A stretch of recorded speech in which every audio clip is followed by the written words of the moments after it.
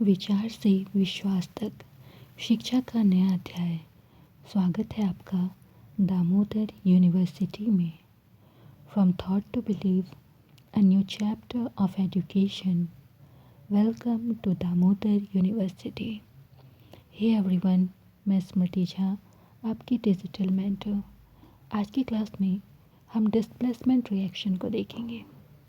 तो आइए class start करें। सबसे पहले इसमें एक एक्टिविटी दी गई है। क्या लिखा है? Take 3 iron nails and clean them by rubbing with sand paper.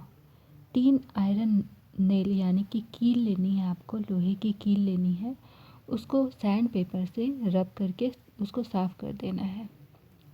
Take 2 test tubes marked A and B. 2 test tube लेने हैं, दोनों पे मार्किंग करनी है, एक ए दूसरा B. In each test tube, take about 10 millilitre copper sulphate solution. तो दोनों टेस्ट ट्यूब में 10 मिलीलीटर कॉपर सल्फेट सॉल्यूशन को डालना है। कॉपर सल्फेट का कलर ब्लू होता है, जैसा कि यहाँ पर टेस्ट ट्यूब में दिखलाया गया है। Tie 2 iron nails with a thread and immerse them carefully in the copper sulphate solution in test tube B for about 20 minutes. Keep 1 iron nail aside for comparison. तो अब आपको ये टेस्ट ट्यूब बी है, A test tube को separate रखना है और ये बी टेस्ट ट्यूब है, इसमें आपको 2 आयरन नेल को धागे की हेल्प से इसमें डिप कर देना है। हमारा कॉपर सल्फेट सॉल्यूशन में इसको डिप कर देना है। और हमने 3 आयरन नेल लिया था, तीसरे आयरन नेल को हम सेपरेट रखेंगे फर्दर उसको कंपैरिजन के लिए। आगे लिखता है after 20 minutes take out the iron nails from the copper sulphate solution. 20 minute के बाद जो आयरन की नेल्स थी, जो कील थी, उसको कॉपर सल्फेट सॉल्यूशन से बाहर निकाल लेना है। Compare the intensity of the blue colour of copper sulphate solution in test tube A and B. इसके बाद में जो हमारा दोनों टेस्ट ट्यूब था, दोनों टेस्ट ट्यूब में हमारा कॉपर सल्फेट का जो सॉल्यूशन हमने रखा था, उन दोनों सॉल्यूशन के कलर की इंटेंसिटी को हमें कंपेयर करना है। Also compare the colour of the iron nails dipped in the copper sulphate solution with the one kept aside. एक आयरन की नेल हमने साइड में रखी थी, तो उस नेल से हमने जो 2 आयरन नेल इसमें डिप किया हुआ था कॉपर सल्फेट सॉल्यूशन में, दोनों को कंपेयर करना है।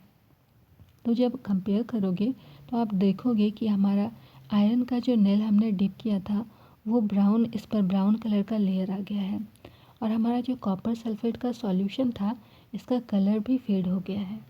देखते हैं क्या लिखता है। आगे लिखता है कंपैरिजन दिखलाया गया है यहाँ पर, जैसे कि इस डायग्राम में देखिए हमारा ये आयरन नेल है जिसे हमने पहले साइड में रखा हुआ था, और ये है आयरन नेल जिसको कि हमने कॉपर जो सल्फेट सॉल्यूशन है उसमें डिप किया था और डिप करने के बाद उसे निकाला था। तो इसका कलर जो है वो चेंज हो गया है।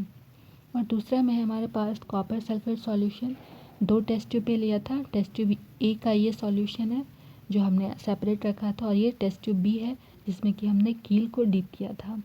तो टेस्ट ट्यूब ए का कलर देखो ब्लू कलर है, लेकिन ये जो हमारा सेकंड टेस्ट ट्यूब था, सेकंड टेस्ट ट्यूब जिसमें कि हमने आयरन डिप किया था आयरन नेल को, तो यहाँ पर ये रिएक्शन हुआ, और रिएक्शन के बाद में क्या हो गया, इसका कलर चेंज हो गया। फर्स्ट यहाँ पर जब आयरन कील था यहाँ पे भी रिएक्शन हुआ था, रिएक्शन के बाद इसका कलर चेंज हुआ, और यहाँ पर भी रिएक्शन हुआ तो इसका कलर फेड हो गया। अब देखते हैं यहाँ क्या लिखता है। Why does the iron nail becomes brownish in colour and the blue colour of copper sulphate solution fades. तो ऐसा क्यों हुआ कि आयरन की जो कील हमारे पास थी उसका कलर ब्राउनिश हो गया, और हमारा जो कॉपर सल्फेट का सॉल्यूशन था वो फेड हो गया। क्यों हुआ ऐसा? The following chemical reaction takes place in this activity. तो इस एक्टिविटी में कौन सा रिएक्शन किस तरह से हुआ, तो ये लिखा हुआ है। सबसे पहले है आयरन।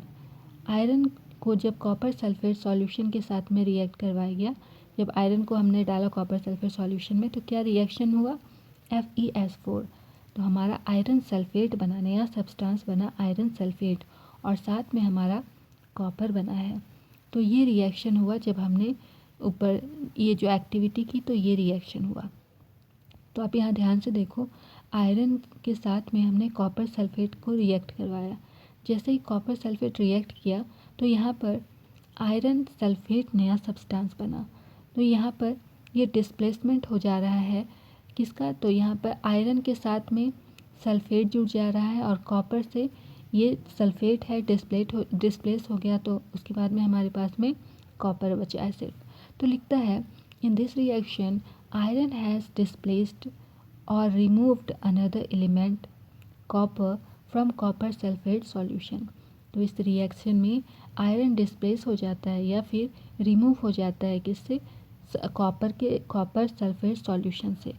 देखो आयरन हमारा यहाँ पर रिमूव हो गया, तो आयरन के साथ में कॉपर सल्फेट, आयरन के साथ में आयरन सल्फेट बन गया और कॉपर अलग हो गया, तो यहाँ पर डिस्प्लेसमेंट हो गया। Other examples of displacement reactions are, कुछ और रिएक्शन डिस्प्लेसमेंट रिएक्शन की एग्जाम्पल्स हैं। जैसे हमारे है जिंक को कॉपर सल्फेट के साथ जब रिएक्ट करवाएंगे तो जिंक फर्दर क्या करेगा, कॉपर को डिस्प्लेस कर देगा। तो कॉपर को जैसे ही डिस्प्लेस करेगा तो हमारा नया सब्सटेंस क्या बनेगा, जिंक सल्फेट, और कॉपर सेपरेट हो गया। अगला लिखा हुआ है लेड, और लेड को जब हम लोग कॉपर क्लोराइड के साथ में रिएक्ट करवाते हैं तो इस केस में क्या होता है, फिर से डिस्प्लेसमेंट होता है। तो लेड हमारा कॉपर को डिस्प्लेस करेगा, जैसे ही डिस्प्लेस करेगा तो नया सब्सटेंस क्या बना, लेड के साथ क्लोरीन ऐड हुआ तो बना लेड क्लोराइड, और ये हमारा कॉपर अलग हो गया। आगे लिखता है zinc and lead are more reactive elements than copper. तो कॉपर से ज़्यादा रिएक्टिव सब्सटेंस हमारे पास में कौन है, जिंक और लेड है। They displace copper from its compound, इसलिए जिंक और लेड जो है वो कॉपर को डिस्प्लेस करके उसकी जगह पर आ जाते हैं। तो मेरे प्यारे बच्चों, ये था हमारा आज का क्लास। यदि कोई भी डाउट हो तो हमारे DU के कमेंट सेक्शन में आप अपना सवाल ज़रूर पूछें, मैं हर एक लर्नर को रिप्लाई देने की कोशिश करूँगी। Okay then, keep learning, keep growing only at DU। मिलते हैं अगली क्लास में एक नए टॉपिक के साथ। Bye bye.